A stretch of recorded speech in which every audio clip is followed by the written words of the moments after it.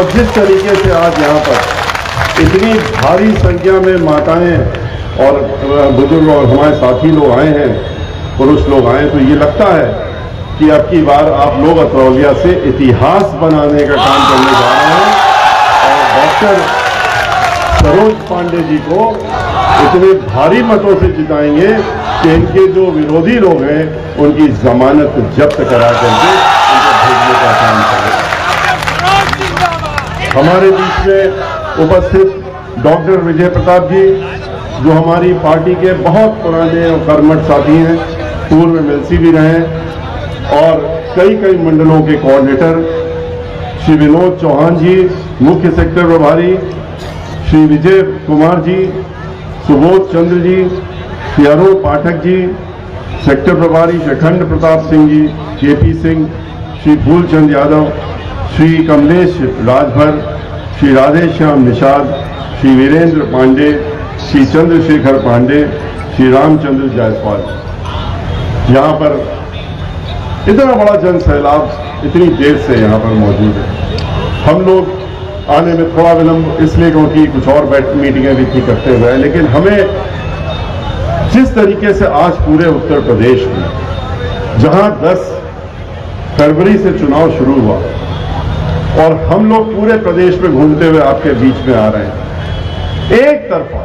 एक तरफा वोट बहन मायावती जी के लिए फांसी के निशान पर पाया और ये निश्चित हो चुका है। ये प्रदेश के लोगों ने निश्चित कर लिया अब तक कि उत्तर प्रदेश में 10 मार्च को पूर्ण बहुमत की सरकार बनने जा रही है। बहुजन समाज पार्टी की और बहन मायावती जी उसकी 5वीं बार मुख्यमंत्री बनेंगी, इससे कोई उनको रोक नहीं सकता।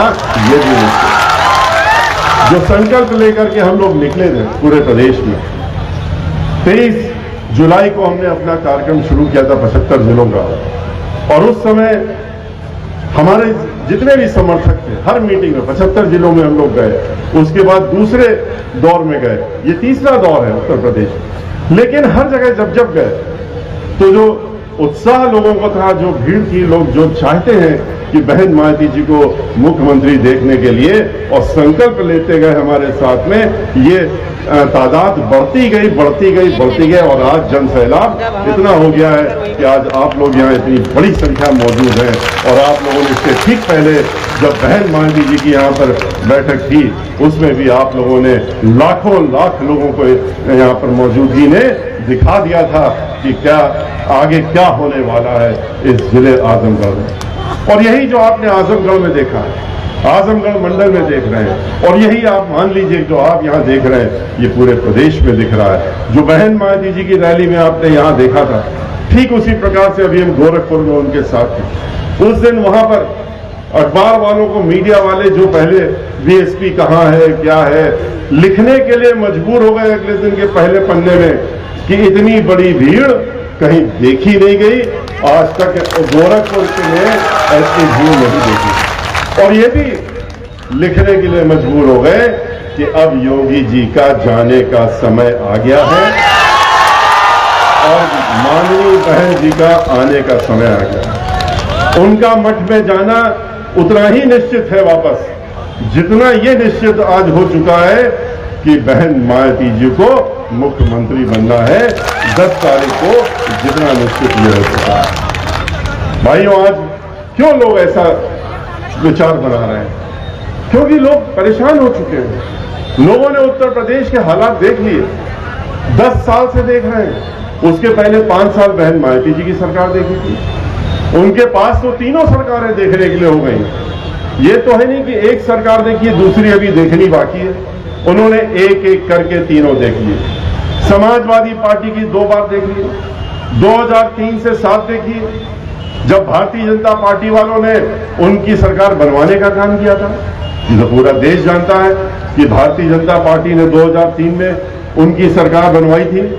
उनकी कोई सरकार बन नहीं सकती थी, उनके ना गिनती थी ना इतने विधायक थे, लेकिन कांग्रेस पार्टी ने समर्थन देकर के और भारतीय जनता पार्टी ने उनकी सरकार बनवाने का काम किया था। एक गैर असंवैधानिक निर्णय लेकर के उनके तत्कालीन अध्यक्ष जो थे भारतीय जनता पार्टी विधानसभा के, उन्होंने 37 एमएलए बहुजन समाज पार्टी के गलत तरीके से, गैर कानूनी तरीके से, संवैधानिक तरीके से इस उतावलेपन में कि भारतीय जनता पार्टी की जो निर्णय था उस समय कि किसी प्रकार से समाजवादी पार्टी की सरकार बनवा दी जाए, उन्होंने वो निर्णय दिया था।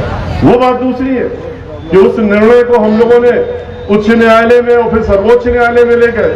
उच्च न्यायालय में भी हम जीते और सर्वोच्च न्यायालय में पूरी कोशिश कर ली थी उस समय श्री मुलायम सिंह यादव जी ने और भारतीय जनता पार्टी के लोगों ने।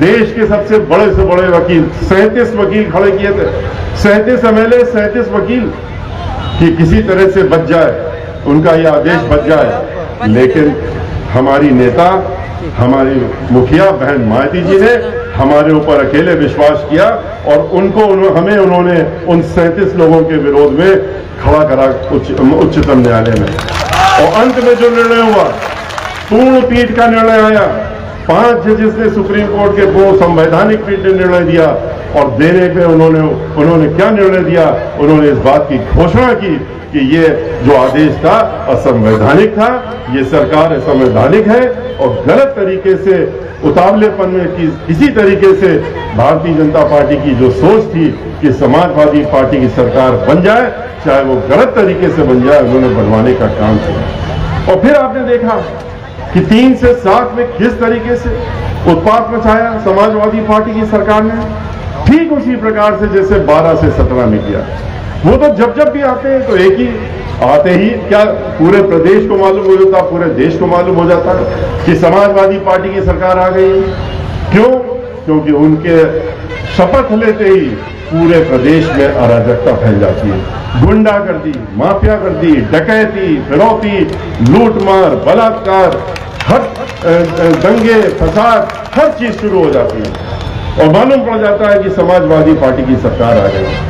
बलात्कार की ऐसी छड़ी लग जाती है जैसे लगता है कि उनको, और फिर क्या कहते हैं उनके मुखिया क्या कहते हैं जब प्रश्न उठाते हैं लोग, जो विपक्षी लोग प्रश्न उठाते हैं, मीडिया के लोग उठाते हैं, क्या हो रहा है इसकी सरकार में। ये हर पन्ने में, हर अखबार के हर पन्ने में 2 खबर 4 खबर छपती है बलात्कारों की, ये क्या है। तो क्या जवाब देते हैं, आप लोगों ने भी सुना था और मीडिया में खुल करके टीवी में बोले थे आके, अरे ये तो लड़के हैं हमारी पार्टी के और ये तो नौजवान लोग हैं, इनसे गलती हो जाती है। इस तरह की सोच। और यही आपने देखा है भारतीय जनता पार्टी जब आई तो कैसे आई, उन्होंने पूरा प्रदेश आतंकित था समाजवादी पार्टी से, पूरा प्रदेश परेशान हो गया था 5 साल में, किसी तरह से उनको धक्का मार के बाहर करना चाहता था, दोबारा उनकी शक्ल नहीं देखना चाहता था। तो उन्होंने सोचा कि ये तो आए हैं चोंगा पहन के आए हैं, ये तो कह रहे हैं कि हम तो महात्मा हैं और हम चोंगा पहन के आए हैं, हम तो धर्मात्मा हैं, हम तो जो बोलेंगे सही बोलेंगे, सच्ची बात कहेंगे। लोग उनके साथ में हो गए।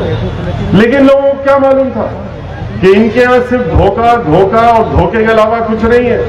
भारतीय जनता पार्टी झूठ बोलने का अगर पूरे विश्व में कंपटीशन हो जाए, एक प्रतियोगिता हो जाए, तो उसमें भारतीय जनता पार्टी का हर व्यक्ति, हर नेता नंबर 1 पर आएगा। इतना झूठ याद करिए, वोट लेने के लिए इन्होंने क्या क्या कहा, महिलाओं से कहा कि तुम लोग इतना सुरक्षित हो गई हो, कोई परेशानी की बात नहीं, अब हम आ रहे हैं, हमको वोट दे दो, हमको वोट दे दो, हम तुम्हें सुरक्षा दे देंगे, हम तुम्हारा खर्चा कम करा देंगे, रसोई का। और उसके बाद क्या हुआ, हम नहीं कह रहे, ये इनकी सरकारी रिपोर्ट है, आप लोग भी उठा के देख लीजिए, एनसीआरबी की रिपोर्ट, ये सरकार की रिपोर्ट है और उसमें लिखा हुआ है कि इस सरकारी रिपोर्ट में लिखा है कि उत्तर प्रदेश में हर 2 घंटे में एक महिला के साथ बलात्कार हो रहा है, दुराचार हो रहा है, हर 2 घंटे में। क्या ये सुरक्षा मांगी थी? क्या बहन मायावती जी की याद करिए, बहन मायावती जी की जब सरकार थी, हम लोगों को भूलना नहीं चाहिए, रात के 12 बजे भी अगर किसी महिला को या बेटी को हमारी घर से बाहर निकलने की जरूरत पड़ जाती थी किसी जरूरी काम से, सोचते भी नहीं थे, वो हिचकिचाते भी नहीं थे, घर से निकल जाते थे। क्यों? क्योंकि उनको मालूम था कि हमारी तरफ कोई गलत निगाह उठा के नहीं देख सकता, क्योंकि उत्तर प्रदेश की मुखिया बहन मायावती जी जो कानून द्वारा कानून का राज चलाती है। लोगों को यह मालूम था, लोगों को उन्होंने करके दिखाया। कानून द्वारा कानून का राज चलाना अगर पूरे देश में किसी को आता, उत्तर प्रदेश में छोड़ दीजिए, तो ये तो विरोधी लोग भी मानते हैं कि सिर्फ बहन मायावती जी को आता है। और वो भी कानून द्वारा कानून का राज चलाने के लिए फिर बहुत सख्ती करती हैं। वो ये नहीं देखती ये हमारे अपने हैं, ये हमारी पार्टी के हैं, इनको हमें जो है, इनको हमें अपना छोड़ देना है, इनको बचाना है, क्योंकि ये हमारी बिरादरी के हैं। ये संकीर्ण जो उसकी सोच नहीं रखती थी। उनके लिए जो विरोधी, जो भी अपराधी हैं, उनकी निगाह में अपराधी है, और उसके लिए फिर अपराधी अगर है तो उसको उन्होंने किसी को नहीं बख्शा। याद करिए 2007 में 15 दिन पुरानी सरकार थी उत्तर प्रदेश की, 15 दिन पुरानी, और क्या हुआ था, हमारी पार्टी के एक मेंबर ऑफ पार्लियामेंट ने कुछ गरीबों की झोपड़ियों में बुलडोजर चला दिया था, कानून को अपने हाथ में ले लिया था। बहन मायावती जी ने उनको अपने घर में बुलाया था, अपने बंगले में लखनऊ में, और मैं भी वहां मौजूद था, चश्मदीद गवाह हूं। पूरे 5 साल रखा। इन्होंने, भारतीय जनता पार्टी वालों ने महिलाओं से कहा कि हम तुम्हारी रसोई का खर्चा कम करा देंगे। क्या किया इन्होंने? फिर धोखा दिया। जो 200 रुपए का सिलेंडर मिलता था गैस का, वो 1200 पहुंचाने का काम किया। जो पेट्रोल और डीजल 60 रुपए और 65 रुपए का था, उसको 100 के पार करा दिया, जिससे कि हर चीज के दाम 10-10 गुने बढ़ गए। जहां 50 रुपए में रसोई चलती थी, अब 500 में भी नहीं चल पाती है। ऐसी स्थिति में इन्होंने पहुंचाने का काम किया। किसानों को धोखा दिया। किसानों से क्या कहा कि आप आ जाइए हमारे साथ। भोले भाले किसान, उन्होंने कहा हम 2 गुना तुम्हारी आमदनी बढ़ा देंगे, तो चले गए इनके साथ में, वोट दे दिया। उसके बाद क्या हुआ?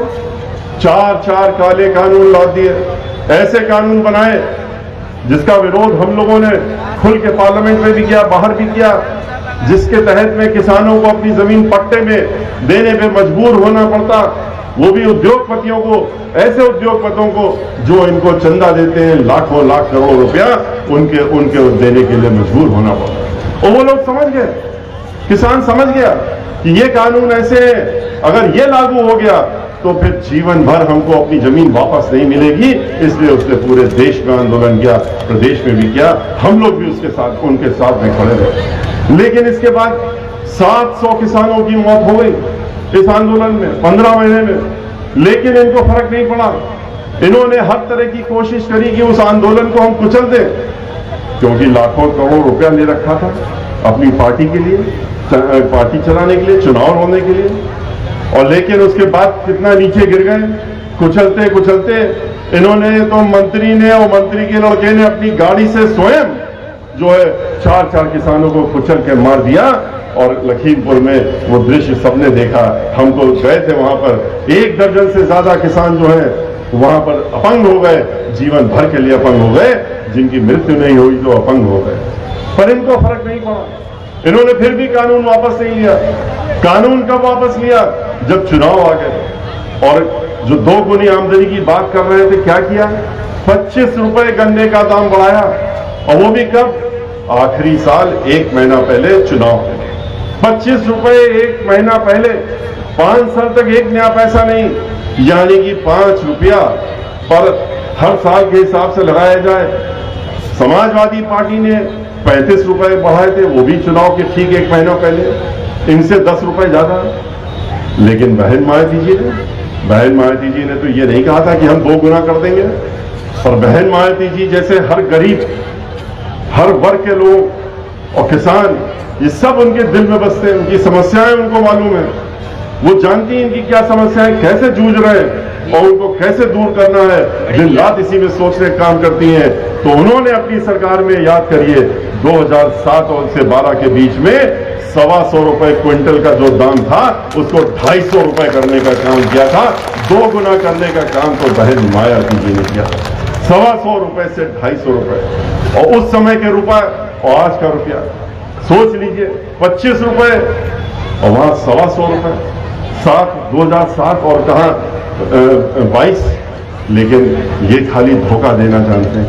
सोचते हैं कि हमें धोखा दे देंगे, लोग वोट ले लेंगे, फिर क्या, फिर से दोबारा आ जाएंगे, धोखा देने लगेंगे।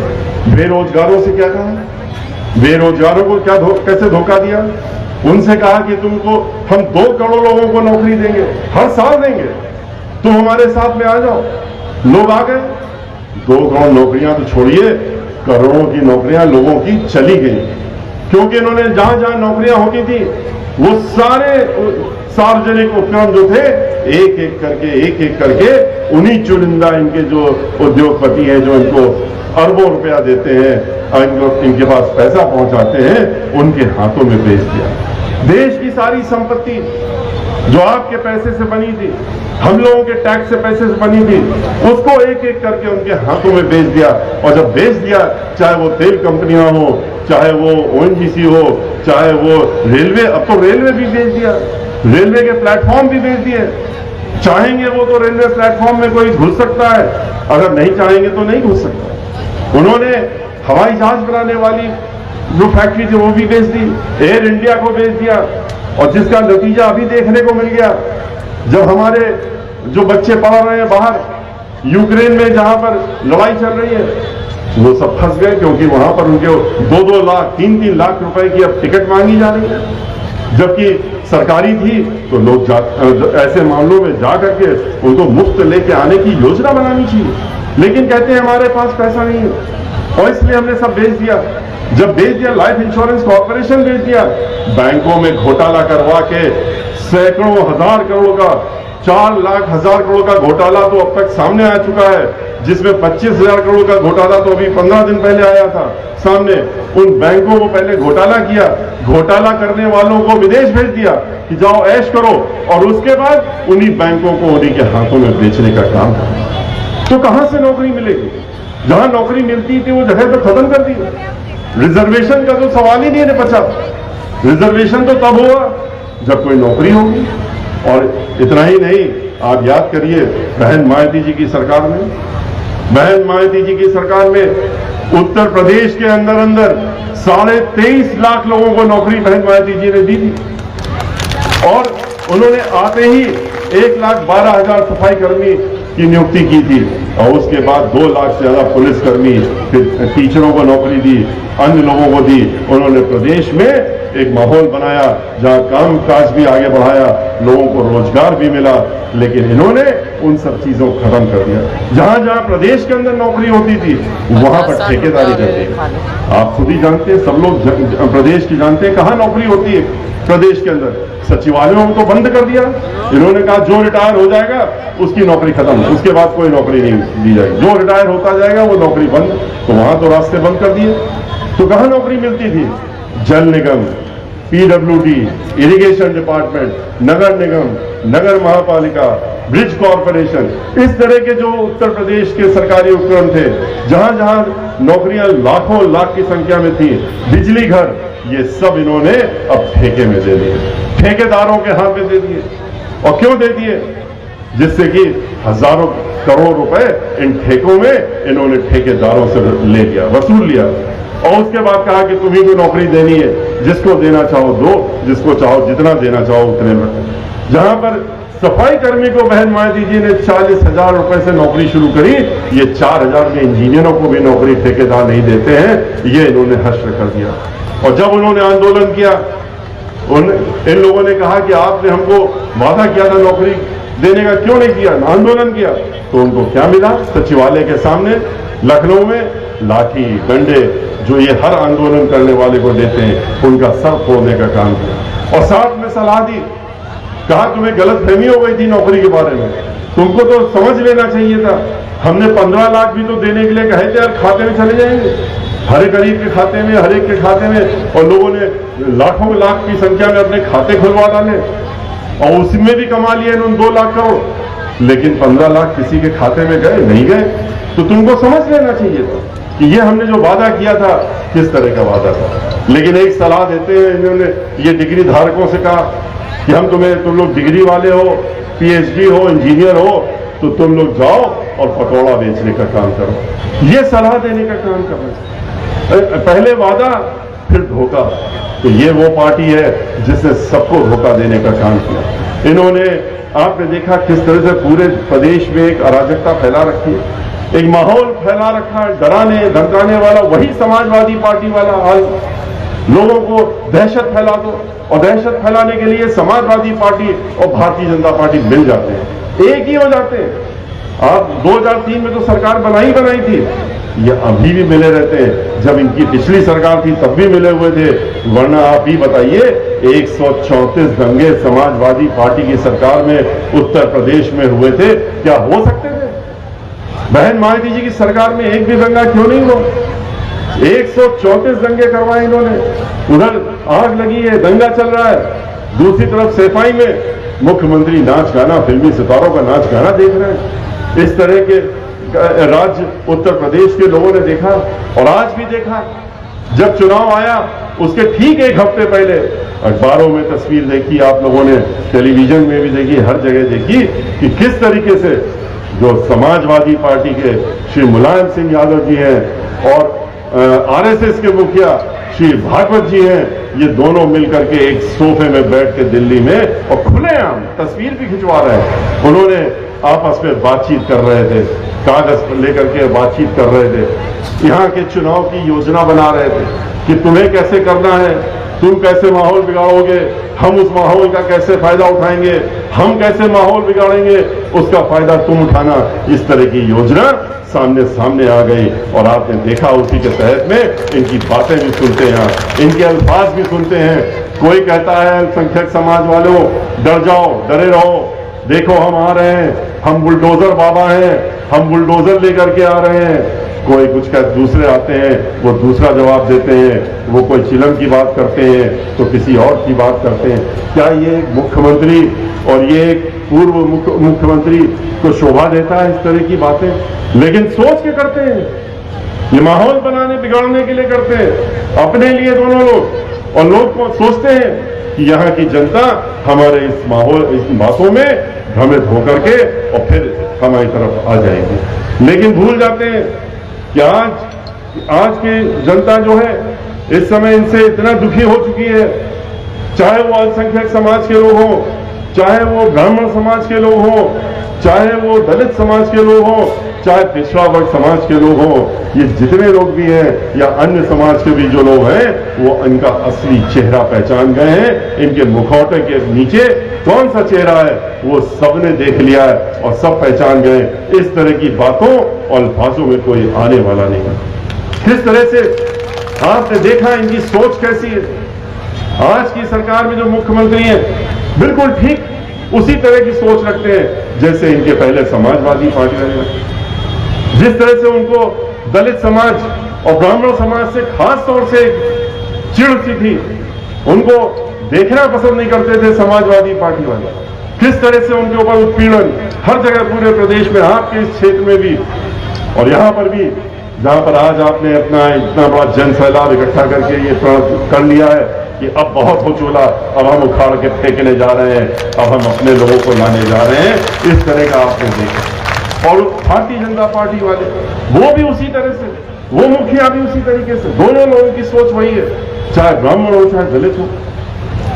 किस तरह से हाथरस में हुआ, हाथरस का कौन भूल सकता है, कौन व्यक्ति भूल सकता है हाथरस का उस बेटी का किस्सा जो कि दलित समाज की बेटी थी, जिसकी पहले बलात्कार होता है, उसके बाद मृत्यु हो जाती है, और मृत्यु होने के बाद उसका शरीर, मृत शरीर भी उसके घर वालों को नहीं देते हैं। उसकी मां रोती रहती, बिलखती रहती, कहती अच्छा हमको अंतिम संस्कार कर लेने दो, लेकिन नहीं। मुख्यमंत्री कहते हैं लखनऊ में बैठ करके मैं खुद देख रहा हूं टेलीविजन में सारा दृश्य, मैं खुद इसको अपने हिसाब से चला रहा हूं। जिलाधिकारी से कहते हैं वहां के तुम खड़े रहोगे वहां पर, हम तुमको भी देख रहे हैं, लेकिन किसी भी हालत में इसका मृत शरीर इनके परिवार वालों को नहीं देना, क्योंकि उनकी जो जातिवादी संकीर्ण सोच है उसके तहत में उन्होंने ये कहा कि मेरे अपने लोग इसमें अपराधी हैं, उनको हमें बचाना है, हर हाल में बचाना है, इसलिए इसका मृत्यु शरीर घर वालों को मत देना। और फिर आपने भी देखा किस तरह से रात के 2:30 बजे एक कांस्टेबल के माध्यम से ले जाकर के खेतों में मिट्टी का तेल डाल करके उसके शरीर को